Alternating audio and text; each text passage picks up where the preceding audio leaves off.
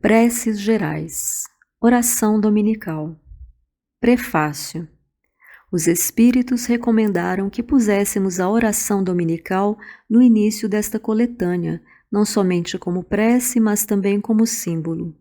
De todas as preces, é a que eles colocam em primeiro lugar, seja porque procede do próprio Jesus, Mateus capítulo 6, versículos 9 a 13, seja porque pode suprir a todas conforme os pensamentos que a ela associamos. É o mais perfeito modelo de concisão, verdadeira obra-prima de sublimidade na simplicidade. Com efeito, sob a forma mais singela, ela resume todos os deveres do homem para com Deus, para consigo mesmo e para com o próximo. Encerra uma profissão de fé, um ato de adoração e de submissão. O pedido das coisas necessárias à vida e o princípio da caridade. Dizê-la na intenção de uma pessoa é pedir para ela o que se pediria para si mesma. Contudo, em virtude mesmo da sua brevidade, o sentido profundo que encerram as poucas palavras de que ela se compõe escapa à maioria das pessoas. Por isso, geralmente é dita sem que os pensamentos se detenham sobre as aplicações de cada uma de suas partes. Dizem-na como uma fórmula cuja eficácia é proporcional ao número de vezes que seja repetida. Ora, quase sempre esse é um dos números cabalísticos, 3, 7 ou 9, tomados à antiga crença supersticiosa na virtude dos números e de uso nas operações da magia. Aconselhado pelos espíritos e com a assistência deles, aditamos um comentário a cada uma das proposições desta prece que lhes desenvolve o sentido e mostra as aplicações, a fim de preencher o vazio que a sua concisão deixa na mente. Conforme as circunstâncias e o tempo disponível, é possível dizer se a oração dominical, na sua forma simples ou na desenvolvida. Prece. 1. Pai nosso que estais no céu, santificado seja o teu nome. Cremos em ti, Senhor, porque tudo revela o teu poder e a tua bondade. A harmonia do universo dá testemunho de uma sabedoria, de uma prudência e de uma previdência que ultrapassam todas as faculdades humanas. O nome de um ser soberanamente grande e sábio se acha inscrito em todas as obras da criação, desde o raminho de erva minúscula e o pequenino inseto até os astros que se movem no espaço. Por toda parte deparamos com a prova de paternal solicitude. Cego, portanto, é aquele que não te reconhece nas tuas obras. Orgulhoso aquele que não te glorifica e ingrato aquele que não te rende graças. 2. Venha a nós o teu reino. Senhor, deste aos homens leis plenas de sabedoria e que lhes dariam a felicidade se eles as observassem. Com essas leis fariam reinar entre si a paz e a justiça e se ajudariam mutuamente em vez de se maltratarem como o fazem. O forte sustentaria o fraco em vez de o esmagar. Evitariam os males que geram os abusos e os excessos de toda a ordem. Todas as misérias deste mundo provêm da violação de tuas leis, pois não há uma só infração delas que não acarrete consequências fatais.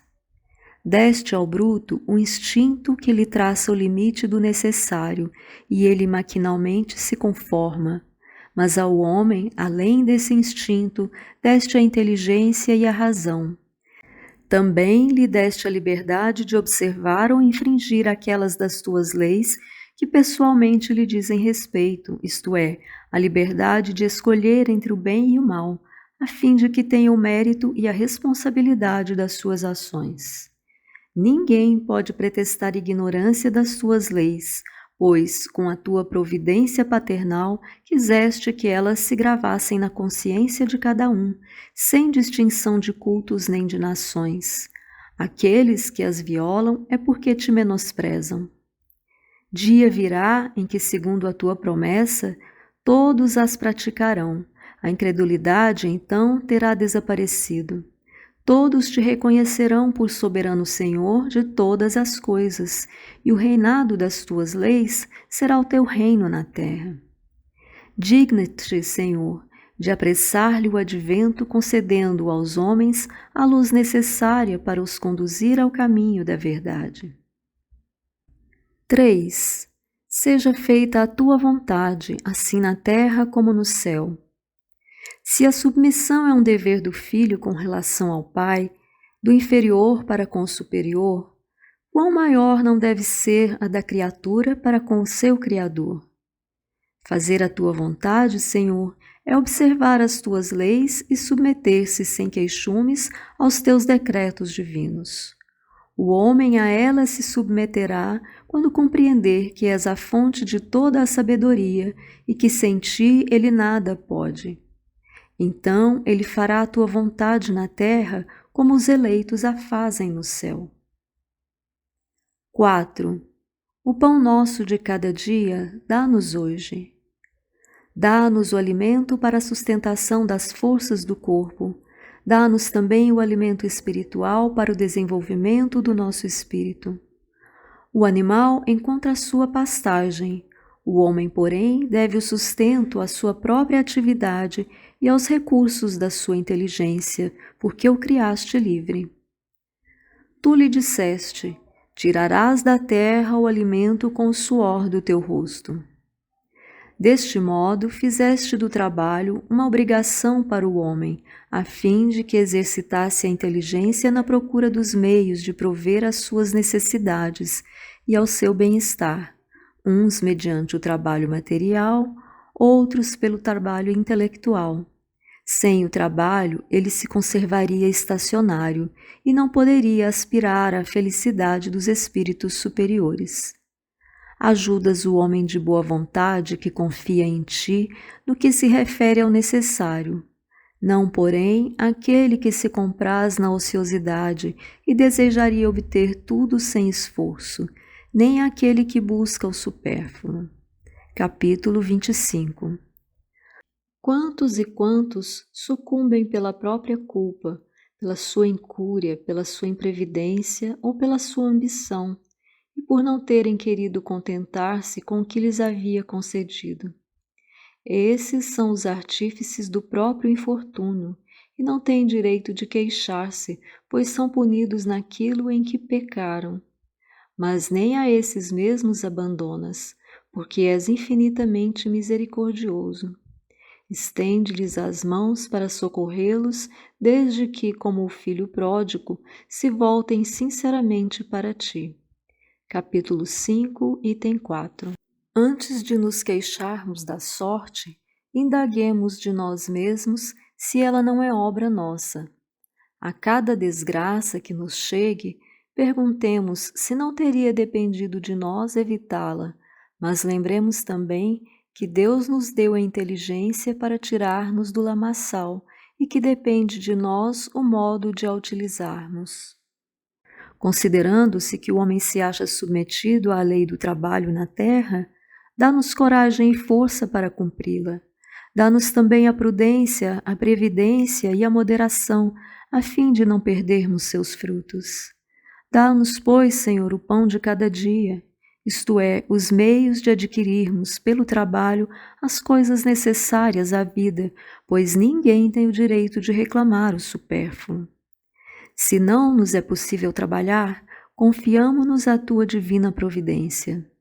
Se está nos teus desígnios experimentar-nos pelas mais duras privações, apesar dos nossos esforços, aceitamo-las como justa expiação das faltas que tenhamos cometido nesta vida ou noutra anterior, pois sois justo.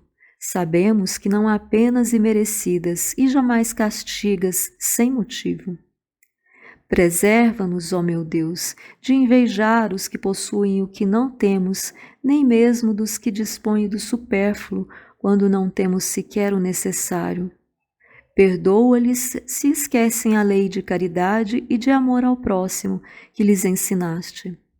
Capítulo 16, item 8.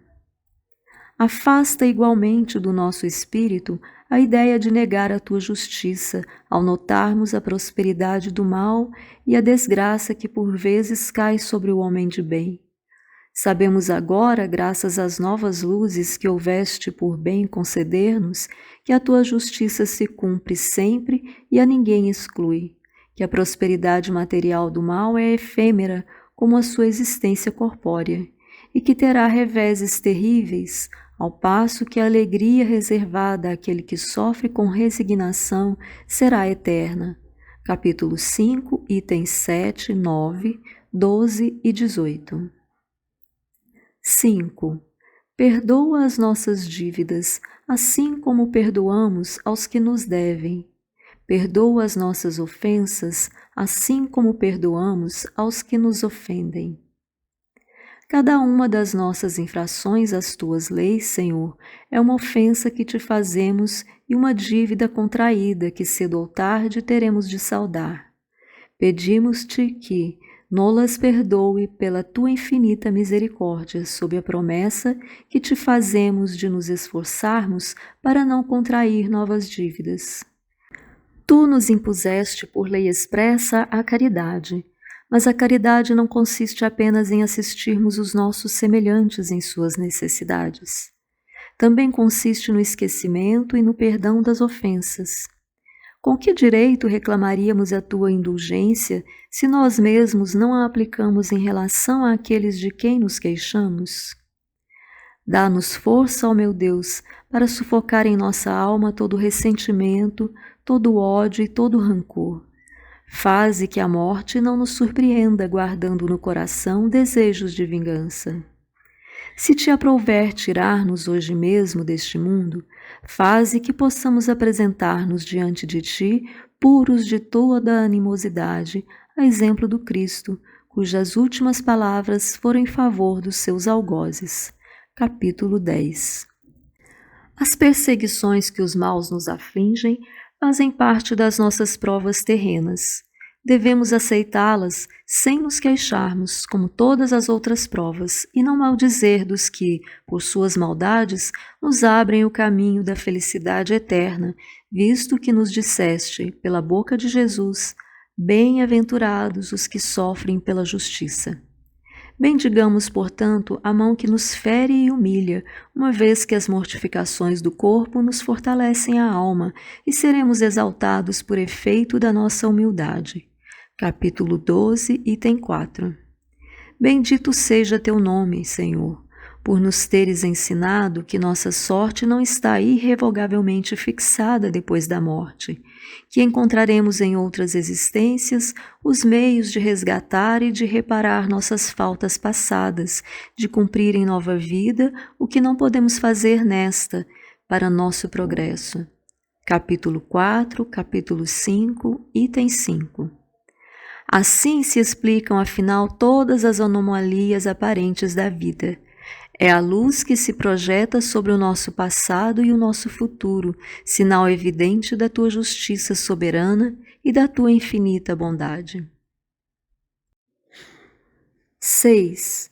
Não nos deixes entregues à tentação, mas livra-nos do mal.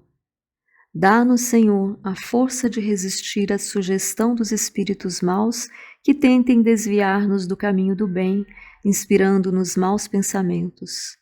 Nós mesmos, porém, somos espíritos imperfeitos, encarnados na terra para expiar nossas faltas e melhorar-nos.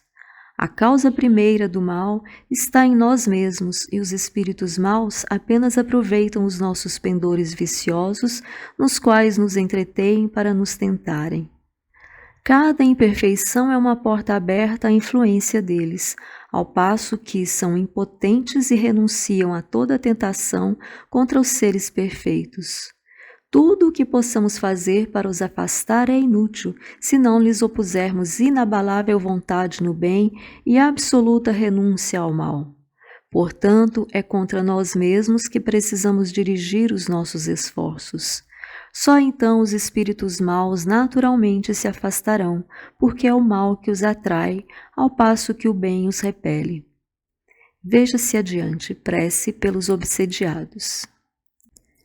Senhor, Ampara-nos em nossa fraqueza, inspira-nos pela voz dos nossos anjos da guarda e pelos espíritos bons a vontade de nos corrigirmos de nossas imperfeições, a fim de fecharmos aos espíritos impuros o acesso à nossa alma. Veja-se adiante o item 11. O mal não é obra tua, Senhor, porque a fonte de todo o bem nada de mal pode gerar. Somos nós mesmos que criamos o mal, infringindo as tuas leis e pelo mau uso que fazemos da liberdade que nos concedeste. Quando os homens observarem tuas leis, o mal desaparecerá da terra, como já desapareceu dos mundos mais adiantados. O mal não é uma necessidade fatal para ninguém, e só parece irresistível aos que nele se comprazem. Se temos vontade de fazê-lo, também podemos ter a de praticar o bem. Por isso, ó meu Deus, pedimos a tua assistência e a dos espíritos bons, a fim de resistirmos à tentação. 7. Assim seja. Que seja da tua vontade, Senhor, que os nossos desejos se realizem, mas nos inclinamos diante da tua sabedoria infinita. Que em todas as coisas que nos escapam à compreensão se faça a tua santa vontade e não a nossa, pois somente queres o nosso bem e sabes melhor do que nós o que nos convém. Dirigimos-te esta prece, ó Deus, por nós mesmos e também por todas as almas sofredoras, encarnadas ou desencarnadas, pelos nossos amigos e inimigos, por todos os que reclamam a nossa assistência e, em particular, por...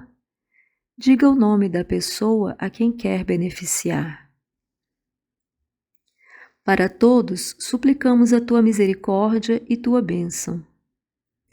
Nota: aqui podem formular-se os agradecimentos que se queiram dirigir a Deus e o que se deseja pedir para si mesmo ou para outrem.